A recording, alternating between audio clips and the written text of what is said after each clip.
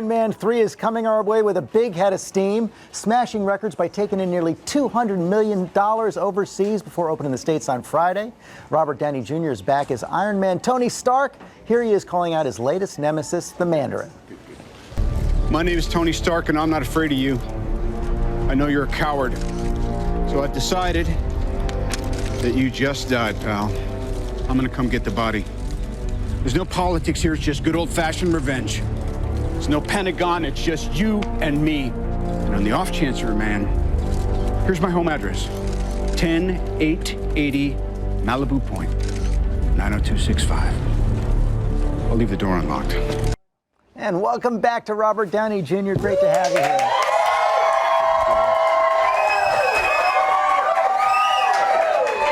Well, just a sign of what you're getting already. Boy, you did this overseas over the weekend. You guys are just killing it.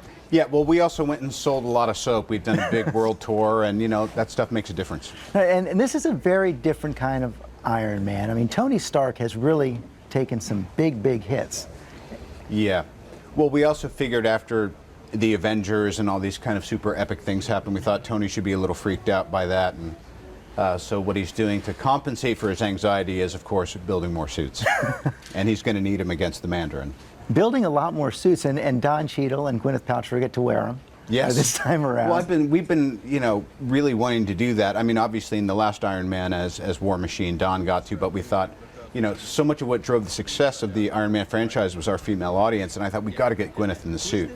And she said, I'm game, and it turns out that's exactly what. She also said you're kind of a wimp. She said it's not that tough being in the suit. Well, if she says so, she must be right. She's a woman.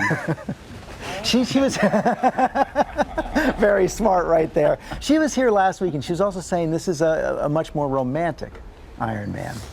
Yeah, well, I think the heart of the Iron Man movies has always been that he's got, you know, a real relationship with someone who's super grounded, and again, I think that our audience relates to that, and it's what helped drove the success, so we're running with it. Yeah, it's fantastic. You got a new director this time. Yes. Around. Tell us about Shane.